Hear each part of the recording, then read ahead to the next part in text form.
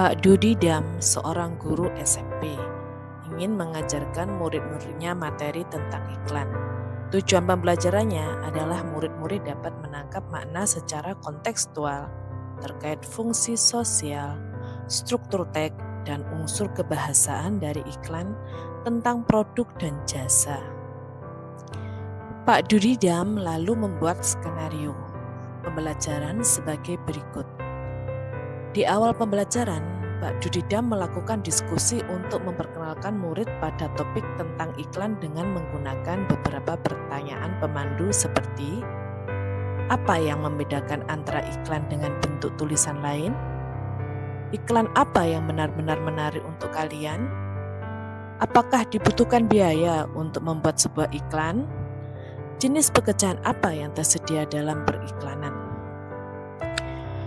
Setelah itu, Pak Dudi Dam meminta murid melakukan kegiatan tulis, berbagi dengan pasangan, berbagi dengan pasangan lain.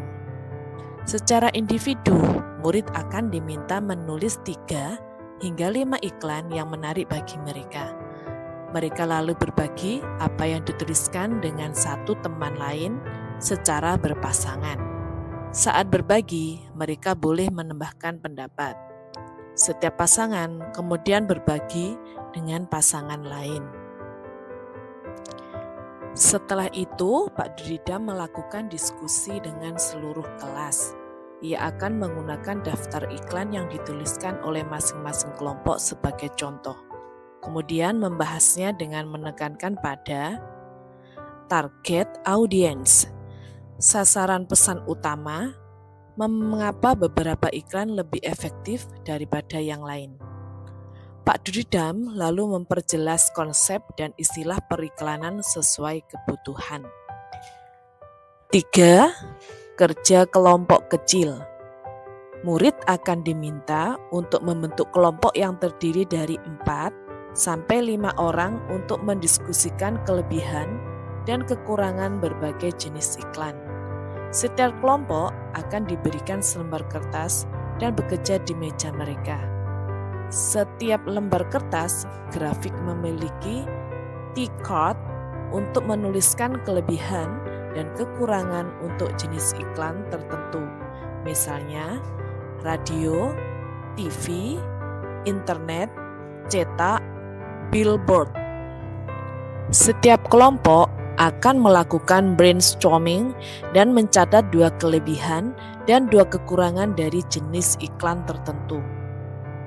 Dengan menggunakan isyarat yang diberikan oleh guru, setiap kelompok kemudian pindah ke meja kelompok lain.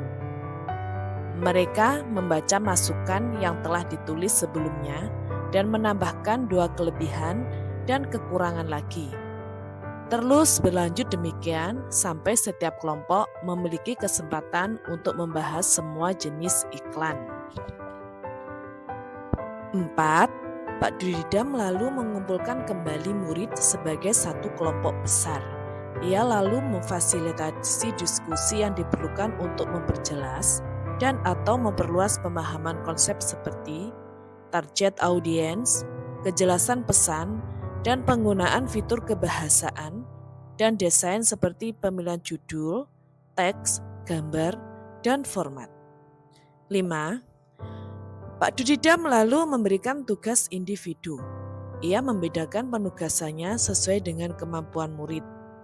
Tugas yang harus dikerjakan murid adalah membuat iklan yang secara efektif akan mempromosikan produk atau jasa atau acara sesuai dengan yang dijelaskan dalam skenario yang diberikan.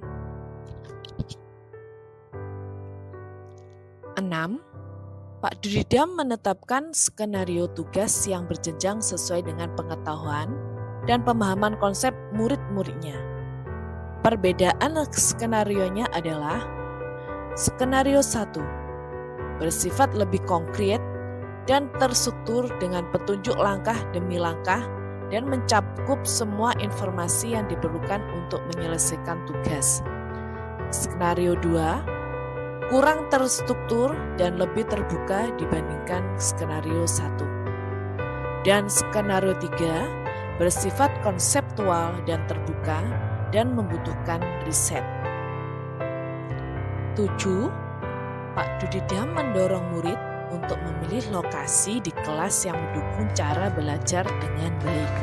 Misalnya, sendirian di tempat yang tenang, dekat teman untuk memudahkan bertanya jika bingung, atau di area ruangan yang lebih ramai bersama murid-murid yang lain yang memungkinkan mereka untuk saling berbagi ide.